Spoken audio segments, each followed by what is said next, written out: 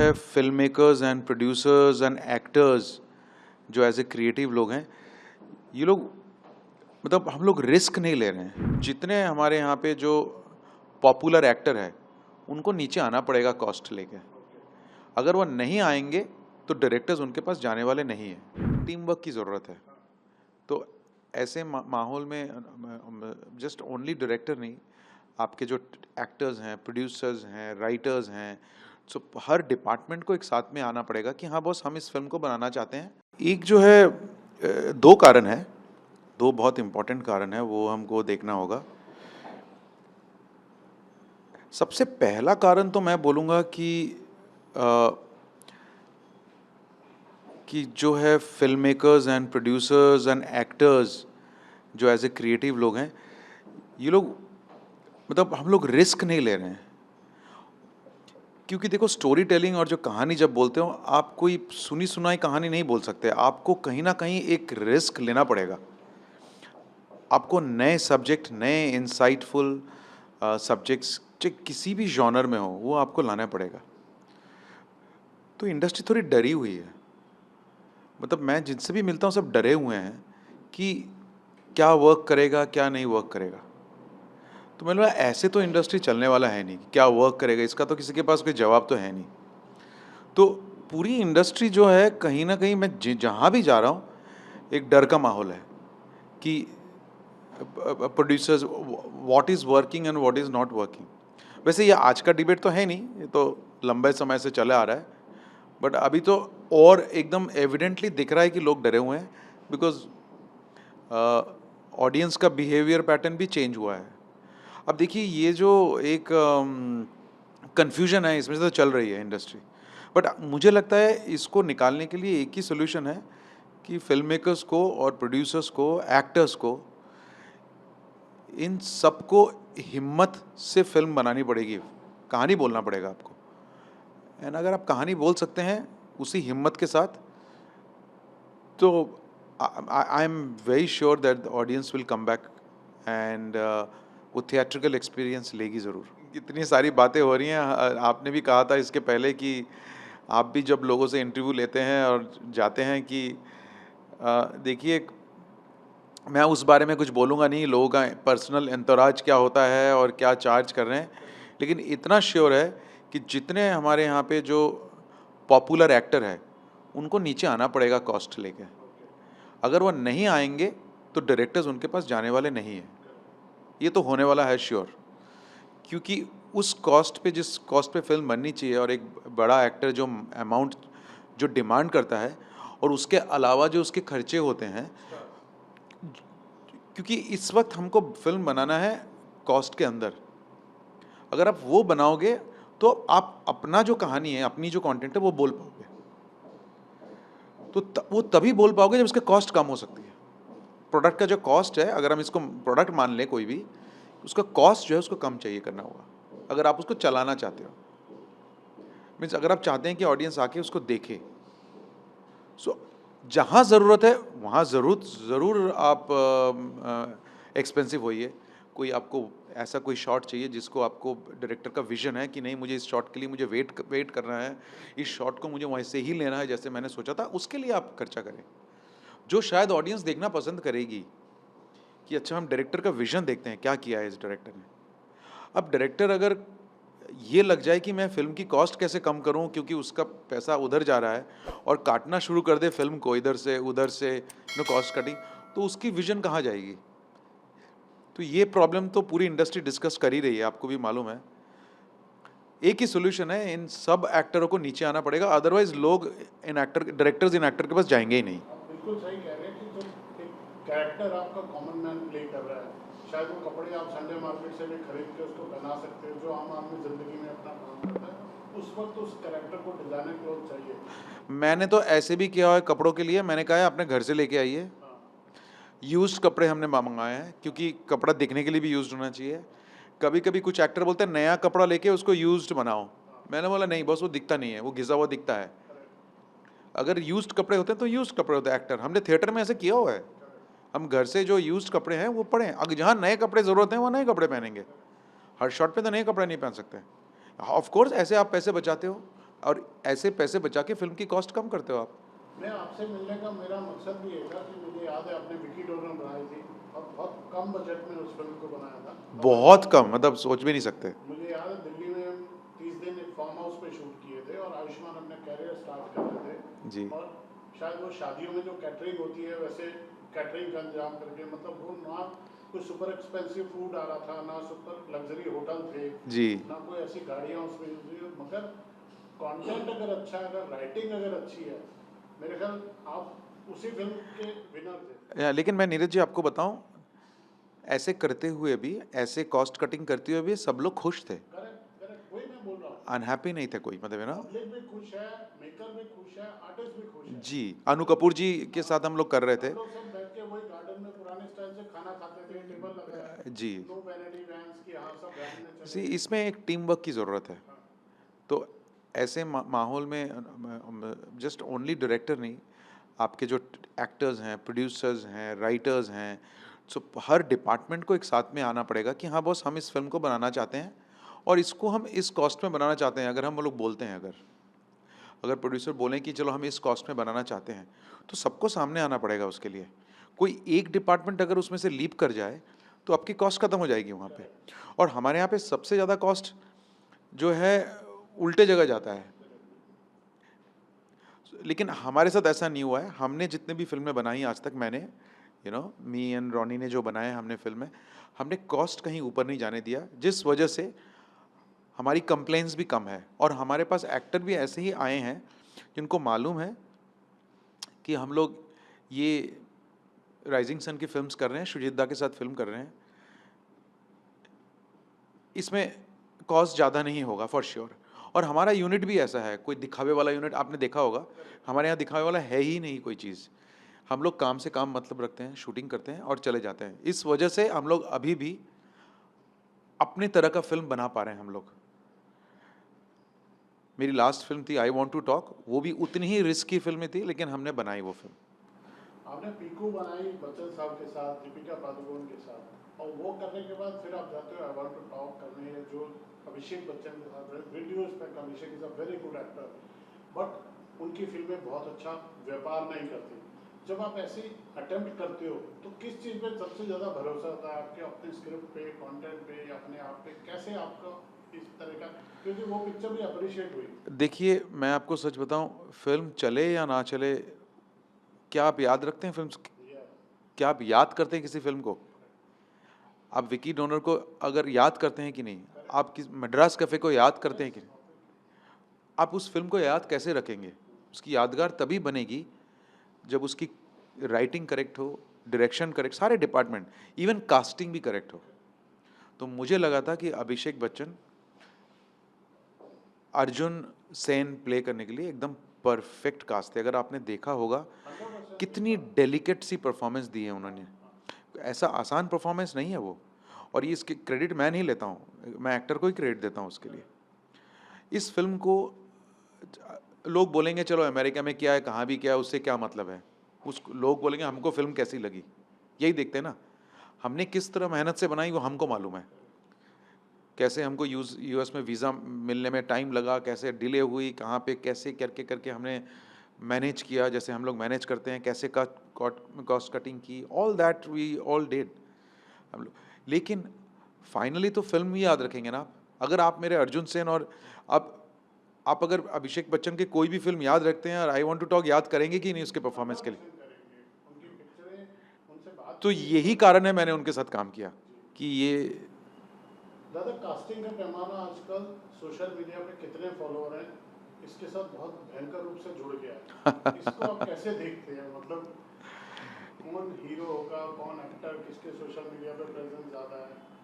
ये मैं भी बहुत सुन रहा हूँ, लेकिन मेरे साथ अभी तक ऐसा नहीं हुआ है, इसलिए मैं इसमें ज़्यादा मैं मैं कमेंट नहीं करना चाहता हूँ, क्योंकि गलत चला जाएगा किसी के लिए। अ, मैं ऐसे देख के बिल्कुल कास्टिंग नहीं किया, ना किया है अभी तक।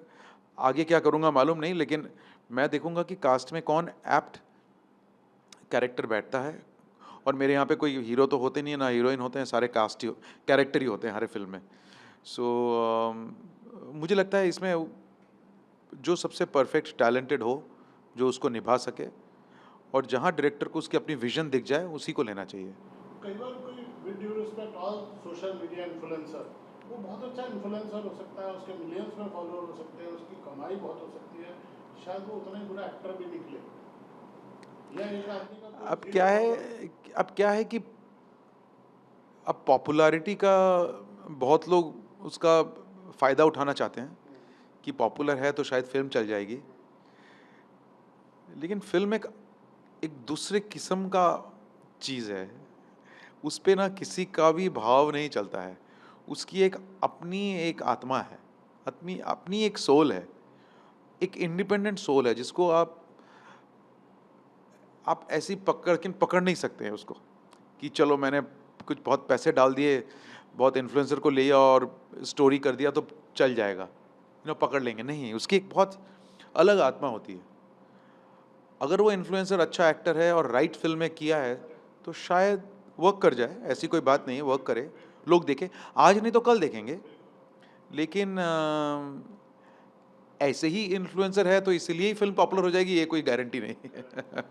लास्ट में मैं आपसे दादा ये पूछना चाहता हूँ, जब आप फिल्म बनाते हैं और फिल्म को ईमानदारी से बनाते हैं, सच्चाई से बनाते हैं, तो ऐसे ईमानदारी और सच्चाई के साथ उसको पेश भी करना चाहिए। प्रमोशन के टाइम पे जब हम उसके साइड में जो फेक पीआर का जो फसाड बना देते हैं कि आप फिल्म देखेंगे तो आपको पता चलेगा, आपको फिल्म ऐसी होगी, इससे अब कितना इफेक्ट है, या कभी आपने कोई पेड पीआर का अटेम्प्ट किया है, कोई फेक पीआर के आपके साथ कोई ऐसे एक्सपीरियंस है क्या?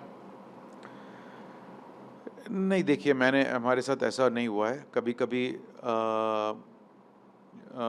लेकिन मैं आपको ये पीआर वाली जो बात, ये जो है, अगर आप मेरे को दिल से पूछेंगे, मैं तो ट्रेलर में नहीं दिखाना चाहता हूँ। आजकल लोग बोलते हैं कि ट्रेलर भी देख के ज़्यादा, मैं तो बोलता, जैसे मैं, अगर मुझे आज आप बोलेंगे कि अ, अगर आप बोलेंगे कि ऋषिकेश मुखर्जी की कोई फ़िल्म आ रही है, सोच लेते हैं, करेक्ट, करेक्ट, मैं तो पूछूंगा भी नहीं क्या आ रहा है, करेक्ट, मैं सीधा बोलना किस दिन आ रहा है बताओ, मैं जाऊंगा देखने। करेक्ट। और ऐसी बात है, देखिए, अ, मैं इसलिए बोल रहा हूँ ट्रेलर मुझे ट्रेलर दिखाना भी पसंद नहीं है, क्योंकि मैं चाहता हूँ कि लोग आए तो एकदम खुल के आए कि एक नई क्या कहानी देखने को मिलेगा, क्या मिस्ट्री मिलेगी, क्या अनफोल्ड होने वाला है। वैसे मैं तो वो विचार रखता हूँ। आगे से तो मैं सजेशन दूंगा, और मैं और मेरे प्रोड्यूसर ये सोच रहे हैं कि ट्रेलर भी नहीं दिखाते हैं, एक पोस्टर दिखाएंगे, बोलेंगे ये फिल्म आ रही है हमारी, हमारी पुरानी फिल्मों के सारे आप देख लो क्या रैपो है, आ जाओ फिल्म देखने, देखते हैं क्या होता है उसमें। वो भी ट्राई करना चाहिए बिल्कुल। अगर आप कोई अच्छे डायरेक्टर हैं फॉर एग्जांपल, क्या आप उसकी फिल्म नहीं देखेंगे क्या? देखने जाएंगे ना। तो मुझे लगता है कि ये जो फेक पीआर और ये जो पीआर वाली जो बात है कि लोग यादर, जैसे मैंने अगर सोच लिया फिल्म देख, मैं भी तो डायरेक्टर हूँ, अगर मैंने किसी फिल्म मेकर का पता लगा, मुझे इन्फॉर्मेशन चाहिए मुझे कि हाँ इस फिल्म मेकर की फिल्म आ रही है, मैं कुछ देखूंगा ही नहीं। मैं तो कोशिश करता हूँ ट्रेलर भी ना देखूँ, सीधा मैं फिल्म देखूँ, ताकि मेरे लिए वो जो एक्सपीरियंस रहे ना, वो मेरे लिए ही रहे एकदम फ्रेश। और लोगों के लिए क्या है, मैं उसमें जाना भी नहीं चाहता हूँ। मैं लोगों को ये भी बोलता हूँ कि आप कोई भी फिल्म आए, रिव्यू पढ़िए, सब पढ़िए, लेकिन ओपिनियन अपना ज़रूर बनाएं। होना है, एक ओपिनियन अपना होना भी ज़रूर है ना इंसान का। ये सिलेक्टेड रिव्यूज़ आप ज़रूर पढ़ें, जिसको आप विश्वास करते हैं वो ज़रूर पढ़ें आप, लेकिन तब भी कुछ ना कुछ शायद उस फिल्म मेकर ने किया होगा जो आपको शायद छू जाए, तो मैं उस पे बोलता हूँ। नहीं, ये आपकी बात बिल्कुल ठीक है कि ट्रेलर दिखाने से कई बार तो पिक्चर पूरी ट्रेलर में समझ आ जाती है कि ट्रेलर देख के पूरी पिक्चर मैं देख लिया। मैं क्या देखूंगा फिल्म, नहीं, बताइए। और कई बार ऐसा लगता है जो ट्रेलर देखा था पिक्चर कुछ और ही है। तो ये भी है। दोनों दोनों कंडीशन में जो व्यूअर है वो ठगा जाता है, यार ये क्या। होता है, बिल्कुल, तो बिल्कुल ट्रेलर होता है। एक्साइटमेंट ठीक है, मैंने ट्रेलर। ऐसे बहुत ट्रेलर देखी हैं, बहुत अच्छी ट्रेलर फिल्म देख के, हाँ, तो इसीलिए मैंने उसके बाद से ट्रेलर देखना ही, मतलब कौन फिल्म आ रही है, किसकी फिल्म आ रही है। अगर पहली फिल्म है, क्या फिल्म है, किस सब्जेक्ट पे है, उस पर मैं ट्रेलर देख लेता हूँ। लेकिन मैं मोस्टली कोशिश करता हूँ, मैं अपनी फिल्म के लिए ये बोलूँगा कि मैं इसके बाद ट्रेलर शायद नहीं दिखाऊँ। और मैं क्यों आपसे ये बात कर रहा हूँ कि बदलता दौर ये है कि फिल्म 2 दिन पहले 3 दिन पहले रिव्यूअर को दिखाई जाती थी, एक शोज रखे जाते थे। मैं तो 4-5 दिन पहले दिखा देता हूँ। माने आप जैसे मेकर हैं 10 दिन पहले दिखा सकते हैं, क्योंकि अभी तो एम्बार्गो, इतने दिन में रिव्यू नहीं डालना है, सोशल मीडिया पे नहीं डालना है, मैं ये क्यों पूछ रहा हूँ दादा कि जो रिव्यूअर हैं उनकी गिनती 8, 10, 15, 20, 25, 50 शायद अब 100 हो गई हो इन्फ्लुएंसर के ज़माने में, उनका कनेक्शन कहीं ना कहीं वो पब्लिक से भी है। तो रिव्यूअर ये नहीं बोलता कि ये फिल्म अच्छी है या बुरी है। देखिए, मेरा कहना रिव्यूअर को लेकर दूसरा चीज़ जी है। जी। मेरा कहना है कि अभी आपने फिल्म, अगर रिव्यूअर अभी आपने फिल्म देखा और अभी घर जाके आपने एक रिव्यू लिख दिया, ऐसा नहीं होना चाहिए। होना क्या चाहिए कि रिव्यूअर को जैसे फिल्म दिखाओ, उसको भी समय देना चाहिए कि वो भी जाके घर पे उस फिल्म को अपने में ढाले, वो सोक इन करे कि क्या फिल्म ने बात की, क्या अच्छी लगी, क्या हम इस फिल्म को कैसे सेलिब्रेट करें, इस फिल्म को कैसे डिस्कस करें। तो एक मतलब रिव्यूअर्स को, जो मतलब सीरियस रिव्यूअर्स हैं, मुझे लगता है उनको इसलिए पहले दिखाना चाहिए ताकि उनको भी समय मिले सोचने के लिए कि फिल्म को कैसे देखें। आजकल तो फिल्म्स बाहर निकलते हैं और कहीं कहीं ऐसे रिव्यू कर देते हैं, उसके बाद शायद समझ में आया क्या। इंटरवल से भी लाइव चल रहा होता है इंटरवल। मुझे लगता है वो गलत है। अगर आप सीरियसली रिव्यू करना चाहते हैं तो आप एक फिल्म को देखें, समझें, उसको थोड़ी देर अपने अंदर रखें, फिर रिव्यू करें। तो ये होना चाहिए रिव्यू, स्पेशली रिव्यूअर्स को दिखाने के लिए। मैं तो इसी वजह से दिखाता हूँ ताकि वो सोच सके, समझ सके, अंडरस्टैंड कर सके। कहीं ऐसे ही फटाक से कुछ बोल दे और बाद में लगे कि नहीं यार, ये तो हमने गलत बोल दिया, आपकी फिल्म के क्योंकि वो बारे फिल्म को में तो हानि भी करती है ना। आपकी फिल्म के बारे में किसी ने कुछ बहुत बुरा लिखा, वो आपको कितना इफेक्ट करता है as a film maker, as a director? देखिए, अब मुझे उसका बुरा नहीं लगता है। अब मुझे एक ही चीज़ का बस बुरा लगता है, कोई अगर, कि देखिए फिल्म तो मैंने बनाई है ना, जिम्मेदारी मेरी है। तो होता है ना, आप छोटे बच्चे को कभी क्लास में कंपेयर नहीं करते हो, यार तेरा वो बच्चा ना ये तेरे से बेटर है। अब माँ बाप भी कहते हैं देखो वो लड़का तेरे से अच्छा है। उस लड़की की अगर मुझे कोई बोले वो फिल्म से, से ये फिल्म खराब है, ये अच्छी है, तो वो जो कंपैरिजन हो जाती है ना, वो मुझे बुरा लगता है। नहीं यार, उस फिल्म की हर फिल्म को अलग से ही रेट करना चाहिए। एकदम एकदम अलग देना चाहिए। बिकॉज आप कंपेयर जब कर रहे हो, कहीं ना कहीं मेरे अंदर जो बचपना है उसको आप बुलिंग कर रहे हो। आप मेरे फिल्म को खराब बोल दो कि पसंद नहीं आई फिल्म, देखने लायक नहीं है फिल्म, फेयर इनफ। लेकिन मेरी फिल्म को कंपेयर मत करो किसी और के साथ। सो बिल्कुल सही पॉइंट है ये। आप ये बताइए कि अगर एक रिव्यूअर अपना ओपिनियन रखता है सामने और उसको फिर 4 स्टार देने की बजाय वो 3 स्टार देता है और फिर पीआर एजेंसी से फोन आता है सर इसको 4 स्टार कर दीजिए, उसको आप कैसे देखते हैं? नहीं जी, इसमें मैं तो विश्वास नहीं करता हूँ ना। मैंने आज तक मैंने तो नहीं किया, अभी तक किसी से बात नहीं किया है। मैं तो जैसे फिल्म दिखाते हैं सब जितने रिव्यूअर्स हैं, और स्पेशली रिव्यूअर्स नहीं, सब कुछ दिखाता हूँ मैं तो। इवन आपके रेडियो चैनल्स के, मतलब टीवी के, न्यूज़ के जो इंडिपेंडेंट है, मैं सबको फिल्म दिखाता हूँ। आई वॉन्ट टू टॉक तो मैंने कम से कम 7-8 दिन पहले दिखाना शुरू किया। करेक्ट। आपको पता है आपके जर्नलिस्ट के बायकॉट तक हो रहे हैं, मतलब उनको नेक्स्ट फिल्म में बुलाया नहीं जाता अगर आपने किसी फिल्म की बुराई कर दी। तो जो ये कंट्रोल है, अगर फिल्म अच्छी है तो अगर किसी ने बुरा लिख दिया, फिल्म अच्छी है वो वर्क करती है। मैंने ऐसे भी रिव्यूअर देखे हैं जो बाद में सॉरी बोलते हैं कि मैंने इस फिल्म को क्रिटिसाइज किया था, आई एम सॉरी, कि फिल्म अच्छी थी। शायद मेरा क्रिटिक भी बोलते हैं अपने रिव्यू में, ये मेरा ओपिनियन है, ऐसा है। हम सीनियर क्रिटिक किसी का नाम नहीं ले रहे, तो 4-5 क्रिटिक से मेरा इस बार में लंबा बात हुआ कि हमसे भी मिस्टेक होती है कि हमने इस फिल्म का रिव्यू ऐसा किया था, फिल्म बेटर थी, पब्लिक में पसंद आई। जी। और उन रिव्यूअर का क्या, वो ऐसा मुझसे क्रॉस क्वेश्चन करते हैं कि जिन्होंने फिल्म देखी भी नहीं और 4-4 स्टार करके अगले दिन अखबार में फुल पेज ऐड आता, 4 स्टार 4 स्टार 4 स्टार। देखिए नीरज जी, ये तो मैंने सुना है, मैंने तो अपने लिए, बिकॉज मेरे को, मैं बॉलीवुड से ज़्यादा घिसा भी हुआ नहीं हूँ उस तरह से। तो मैं कोलकाता रहता हूँ, इधर रहता हूँ, फिल्म बनाता हूँ, तो मैंने जितना देखा है मेरे साथ तो ऐसा नहीं हुआ है। नहीं आप लेकिन लेकिन पर्सनल मत लेकिन लो। लेकिन मैं क्रिटिक्स को, मैं मतलब रिव्यूअर्स को लेके यही बोलूँगा, देखिए सबको अपना विचार रखने का, they have every right to express. उनको जैसा फिल्म, जैसा उनको लगा है, जैसी भी लगे, वो आई थिंक उनको रखने का विचार है।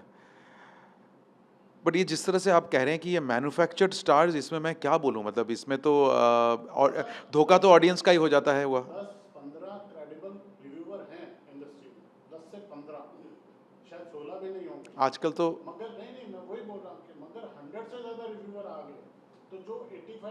रिव्यूअर आ रहे हैं, जो मैनिपुलेटिव रिव्यूअर आ रहे हैं, उसमें उन 15 की क्रेडिबिलिटी जीरो हो जाती तो इसी में सर मैं यही तो बोला आपको शुरू में, जो मैंने आपको क्या बोला, आप पढ़ें, रिव्यू ज़रूर पढ़ें, आपको जो सबसे पसंदीदा आपके रिव्यूअर हैं उनके पढ़ें, समझें, लेकिन अगर फिल्म आप खुद देख के ओपिनियन बनाएं तो उसी में आपको क्लियर हो जाएगा। देखिए ऐसे तो बहुत होता है, बहुत जगह बहुत लाइन में ही होता है कि बहुत, मतलब अगर 85 आप बोल रहे हैं कि ऐसे फेक रिव्यूअर्स हैं, हो सकते हैं, लेकिन आपकी अपनी भी तो एक निजी ओपिनियन है, आपकी निजी फॉर्म है, आपकी निजी अंडरस्टैंडिंग है, समझदारी है।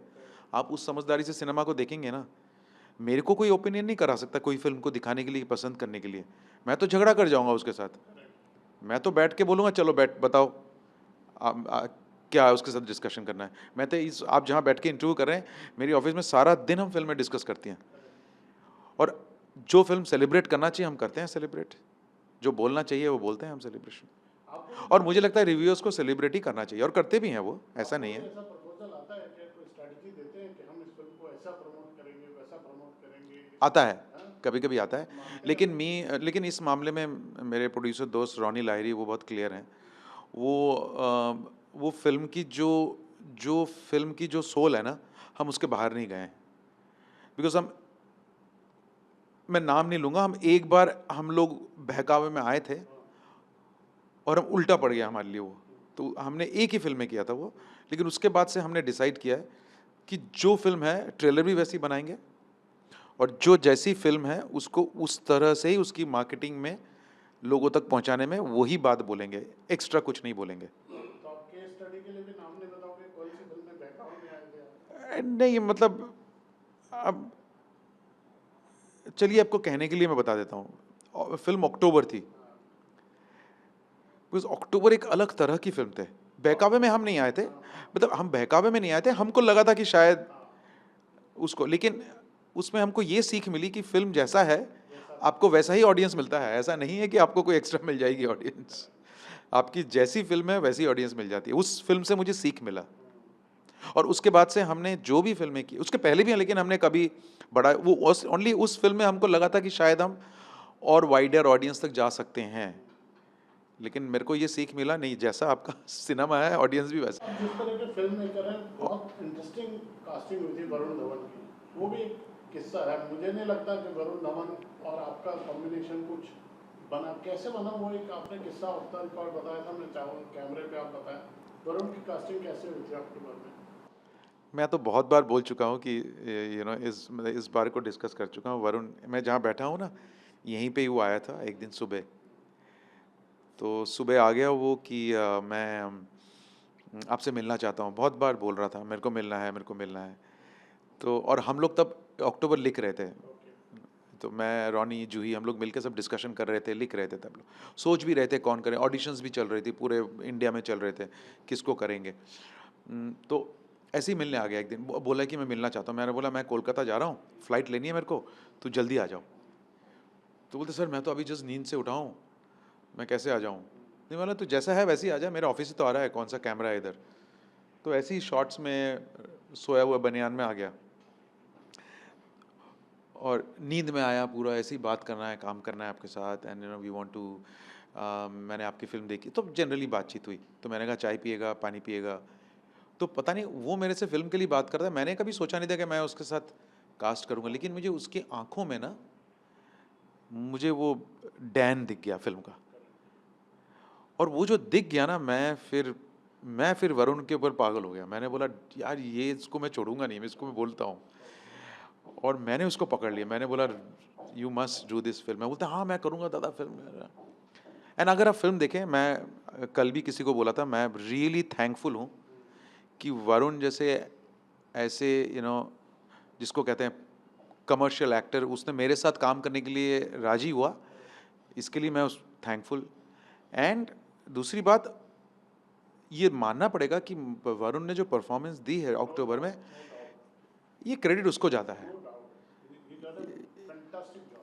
वो क्रेडिट किसी को नहीं, वो क्रेडिट उसने कैसे किया है मुझे नहीं मालूम, लेकिन उसने इतनी डेलिकेट परफॉर्मेंस, इतनी सॉफ्ट, जिसको कहते हैं आंखों से बात कर जाना किसी, मतलब दिल के अंदर आप उसके देख सकते हो क्या चल रहा है, लेकिन तब भी आपको मालूम नहीं क्या हो रहा है ना, क्यों हो रहा है, क्या हो रहा है फिल्म में, फिल्म जिस तरह से लिखी थी, वरुण ने उस तरह से उस कैरेक्टर को एकदम, जिसको कहते हैं ना, फूल की तरह खिला दिया उसने। एंड ये क्रेडिट वरुण को जाता है। I think extraordinary performance. दादा आप एक मैसेज तो दे दो मुझे लास्ट में इंडस्ट्री के लिए, जो सारा दिन ब्रांडेड पहन के घूमते हैं, एक्टर हर तरह से सजे धजे तैयार रहते हैं, उनको अपने कपड़ों पे, एप्स पे, इन चीज़ों पे ध्यान देना चाहिए या? मैं सारे एक्टर को, उन एक्टर को यही बोलूँगा, नीचे आके फिल्में करो, कहानी बोलो। नहीं तो ना हम मतलब आपके साथ काम कर पाएंगे, और उसमें इंडस्ट्री का ही लॉस होने वाला है। अगर इंडस्ट्री को कहीं पहुंचाना है, अपने कॉस्ट नीचे करो सबसे इम्पोर्टेंट, और डायरेक्टर पे विश्वास करो। मुझे बीच में इसको मैं ऐड करूंगा, जोड़ूंगा। दादा एक स्क्रिप्ट की क्या कीमत होती है अप्रॉक्सीमेटली? मैं जरूरी नहीं आप उसे फिगर में उस तरह से कोटेड, मैं इसको कंपेयर करना चाहता हूँ कि आर्टिस्ट के स्टाफ को एक कितना पे करते हैं और एक राइटर को कितना पे करते हैं, इसका एक कंपैरिजन। नहीं, मैं पेमेंट्स के लिए बताऊंगा। मैं इतना कह सकता हूँ, अगर आप सिनेमा, कोई भी एक्टर, उसके पास अगर राइटर और डायरेक्टर आना बंद हो जाए, पहुंचना बंद हो जाए, तो आप सोच सकते हैं ना क्या होता है। मतलब बिकॉज आप मानिए, एक फिल्म जो है, उसकी जो रीढ़ है, वो स्पाइन जो है, वो स्क्रिप्ट ही है। अगर स्क्रिप्ट है तो फिल्म है,